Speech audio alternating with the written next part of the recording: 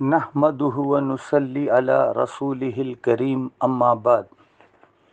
تمام سامعین و سامعات کی خدمت میں السلام علیکم ورحمۃ اللہ وبرکاتہ۔ ماہ رمضان المبارک غور و فکر کرنے اور تدبر و تفکر سے کام لینے کا ماہ ہے۔ آخر ماہ رمضان المبارک کی مناسبت سے خواتین کے موضوع پر مقالہ بعنوان اسلام میں خواتین کے لیے ترقی کی راہیں پیش کر رہا ہے، جو احقر کی کتاب اسلامی نکاح ایک مطالعے سے ماخوذ ہے۔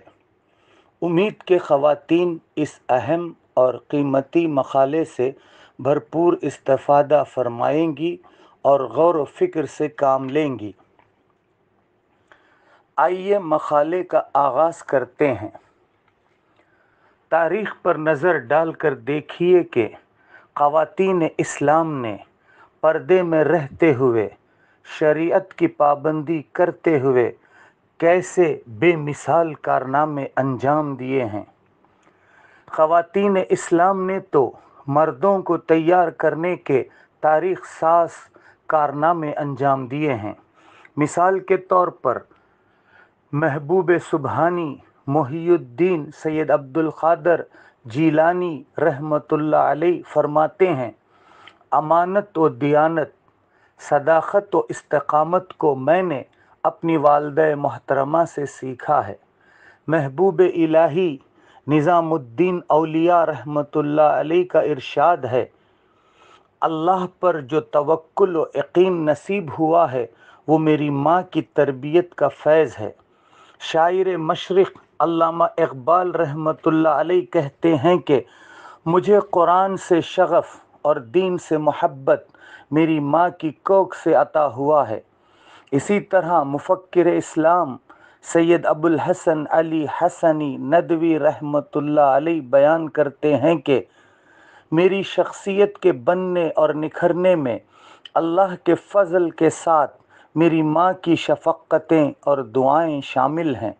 کہاں تک مثالیں پیش کی جائیں، تاریخ اسلامی کی ہر صدی اور ہر صدی کے ہر دہے ایسی مثالوں سے بھرے ہوئے ہیں کہ خواتین اسلام نے نامور علماء کرام، مشہور صلحاء اعظام، معروف دانشوران قوم اور بے مثال مفکران اسلام کو نہ صرف جنم دیا بلکہ ان کی اعلیٰ سرپرستی اور عمدہ تربیت فرما کر دنیا کے سامنے پیش کیا۔ اسلام میں خواتین کا کردار اتنا عظیم ہوتا ہے کہ وہ ماؤں کی حیثیت سے اپنے لخت جگروں کو تربیت و تعلیم دیتی ہیں اور ان کو دین کے سپاہی، اسلام کے داعی، میدان کے شہسوار، اللہ اور اس کے رسول صلی اللہ علیہ وسلم سے محبت کرنے والے، اسی طرح انسانیت کی خدمت کرنے والے بنا کر خلیفۃ اللہ فی الارض کا مصداق بناتی ہیں۔ خواتین اسلام بیویوں کی حیثیت سے اپنے شوہروں کے دکھ سکھ میں ساتھ دیتی ہیں اور ان کا سہارا بن کر ان کی ترقی میں کندھے سے کندھا ملا کر چلتی ہیں۔ آخر کار خود دین و دنیا میں کامیاب و کامران ہوتی ہیں اور اپنے شوہروں کو کامیاب و کامران بناتی ہیں۔ خواتین اسلام بہنوں اور بیٹیوں کی حیثیت سے اپنے والدین اور بھائیوں کی بے لوث خدمت انجام دیتی ہیں، غرض کہ اپنی شادیوں تک والدین اور بھائیوں کی ترقی اور بہبودی میں پورا ساتھ دیتی ہیں۔ در حقیقت اسلام میں خواتین مردوں کو سہارا دینے، گھر کو سنوارنے اور گھر کو حقیقی معنی میں گھر ہستی بنانے والی ہوتی ہیں۔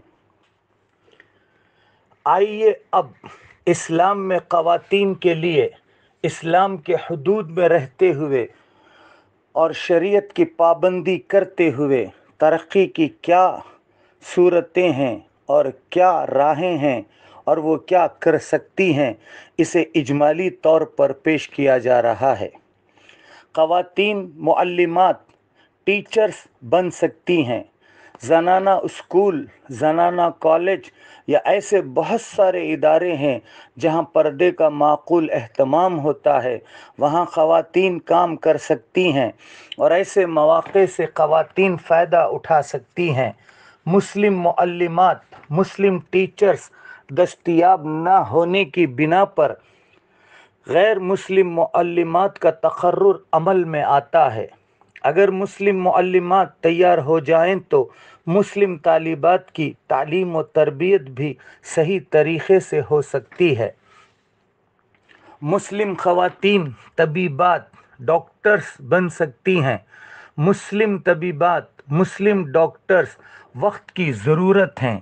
ان کی بدولت مسلم خواتین کے امراض اور تشخیص کے مسائل، خاص طور پر زچگی اور پوشیدہ نسوانی امراض کا علاج بآسانی ہو سکتا ہے، اور سینکڑوں بلکہ ہزاروں مسلم خواتین و طالبات کے پردے کا مسئلہ بھی حل ہو سکتا ہے، ورنہ اکثر و بیشتر دیکھا جا رہا ہے کہ مسلم خواتین کو مسلم مرد ڈاکٹر صاحبان سے ہی نہیں بلکہ غیر مسلم مرد ڈاکٹروں سے تک رجوع ہونا پڑتا ہے۔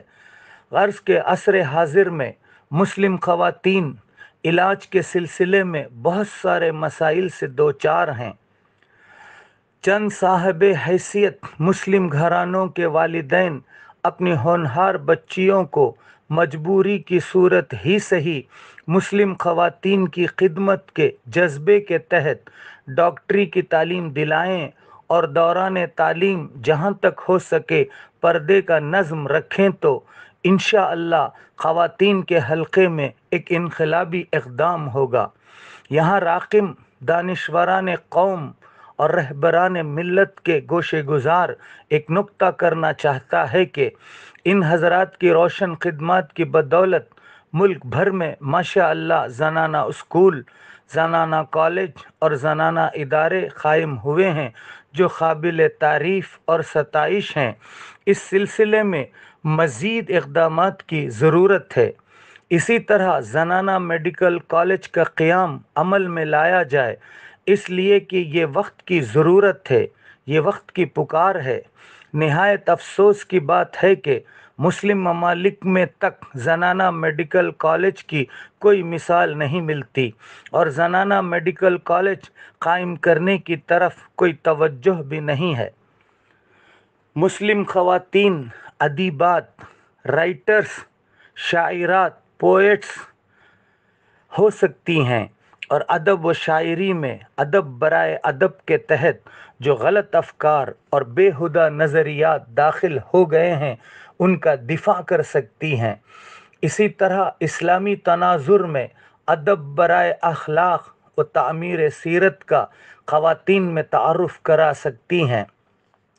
خواتین کے لیے شائع ہونے والے مجلات اور رسائل جیسے ماہنامہ رضوان لکھنؤ، ماہنامہ مومنات لکھنؤ، ماہنامہ بطول رامپور یوپی وغیرہ میں مضامین لکھ کر مسلم خواتین کی ذہن سازی اور تعمیر سیرت کی کوشش کر سکتی ہیں۔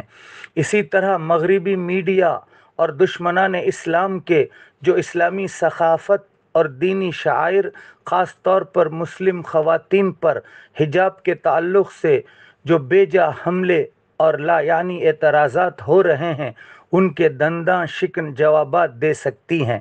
غرض کے خواتین اسلامی، دینی، اصلاحی، اخلاقی اور ادب برائے تعمیر کے تحت ادبی مضامین لکھ سکتی ہیں، خواتین میں ایک صالح انقلاب برپا کر سکتی ہیں۔ مسلم خواتین داعیات، پریچرز کی حیثیت سے مسلم خواتین میں اصلاح و ارشاد کا کام اور غیر مسلم خواتین میں دعوت اللہ کا کام بحسن خوبی انجام دے سکتی ہیں، اس لیے کہ غیر مسلم خواتین میں مسلم مرد دعوت کا کام نہیں انجام دے سکتے، چنانچہ مسلم خواتین ہی غیر مسلم خواتین میں دعوت کا کام کر سکتی ہیں۔ قرآن کریم کی آیت کنتم خیر امۃ اخرجت للناس تأمرون بالمعروف وتنہون عن المنکر وتؤمنون باللہ۔ دنیا میں بہترین گروہ تم ہو جسے انسانوں کی ہدایت اور اصلاح کے لیے میدان میں لایا گیا ہے۔ تم نیکی کا حکم دیتے ہو اور بدی سے روکتے ہو اور اللہ پر ایمان رکھتے ہو۔ سورہ آل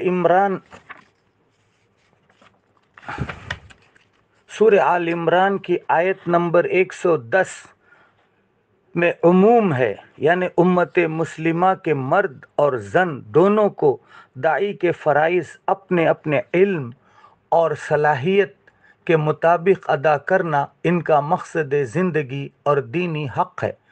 لہٰذا مسلم مردوں کو مسلم اور غیر مسلم مرد حضرات میں دعوت و ارشاد کا فریضہ ادا کرنا ہے۔ اسی طرح مسلم خواتین کو مسلم اور غیر مسلم خواتین میں دعوت و ارشاد کا کام کرنا ہے۔ مسلم خواتین سماجی خادمات، سوشل ورکرز کے طور پر خواتین میں رفاہی کام کر سکتی ہیں۔ غیر مسلم خواتین کی اتنی رفاہی تنظیمیں ہیں کہ شمار کرنا تک مشکل ہے، لیکن مسلم خواتین کی کوئی بھی تنظیم نہیں ہے جس میں بلا تفریق قوم و جماعت، رنگ و نسل، ملک و وطن، رفاہی و ترقی کا کام ہوتا ہو۔ لہٰذا اسلام کے حدود میں رہتے ہوئے، شریعت کی پابندی کرتے ہوئے خواتین کو اس طرح کا اقدام کرنا چاہیے تاکہ اسلام کی حقیقت اور دین کی حقانیت دوسروں پر واضح ہو سکے۔ مسلم خواتین سلائی، کڑھائی، بنائی، مہندی لگانے، اسی طرح بہت سارے گھریلو کام ہیں جنہیں انجام دے سکتی ہیں اور اپنے اندر چھپے ہوئے فن، ہنر اور صلاحیتوں کا مظاہرہ کر سکتی ہیں۔ خواتین میں دعوتی اور اصلاحی خدمات انجام دینے کے لیے ادارے، انسٹیٹیوٹس قائم کر سکتی ہیں۔ اس سلسلے میں شہر حیدرآباد دکن کا ادارہ بنام بزم خواتین مثال میں پیش کیا جا رہا ہے۔ ڈاکٹر سیدہ مہر النساء بختیاریہ علیہ الرحمہ، سابق عربی پروفیسر جامعہ عثمانیہ حیدرآباد نے خواتین میں اسلام بیداری، علمی شعور، دینی احساس اور جذبہ خدمت خلق پیدا کرنے کے لیے شہر حیدرآباد میں ایک مثالی ادارہ بنام بزم خواتین 1961 عیسوی میں قائم کیا۔ اس ادارے کی تاسیس، ترقی اور اس کے تعارف میں جناب مولوی سید خواجہ حمید احمد صاحب مرحوم، جناب سید غلام غوث صاحب مرحوم، اسی طرح شہر حیدرآباد کی بہت سی خواتین نے نمایاں رول ادا کیا ہے۔ پروفیسر سیدہ مہر النساء بختیاریہ علیہ الرحمہ کی صدارت اور نگرانی میں بہت سی خواتین نے جو روشن خدمات انجام دی ہیں وہ شہر حیدرآباد کے لیے یادگار ہیں۔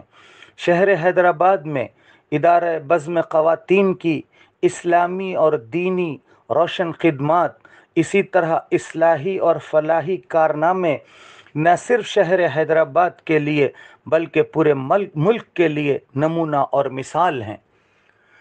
پروفیسر سیدہ مہر النساء علیہ الرحمہ شہر حیدرآباد میں خصوصاً اور پورے ملک میں عموماً خواتین کے لیے ایک رول ماڈل رہی ہیں۔ ماشاء اللہ ان کی دختران صاحبات بھی امریکہ میں اپنی بساط بھر دعوتی اور اصلاحی کاموں میں لگی ہوئی ہیں۔ اللہ ان کی خدمات کو قبول فرمائے، آمین۔ خواتین اس ادارہ بزم خواتین کے نقش قدم پر چل کر اندرون ملک اور بیرون ملک ایسے مثالی ادارے قائم کر سکتی ہیں اور دینی و اصلاحی خدمات بحسن خوبی انجام دے سکتی ہیں۔ وآخر دعوانا ان الحمد للہ رب العالمین۔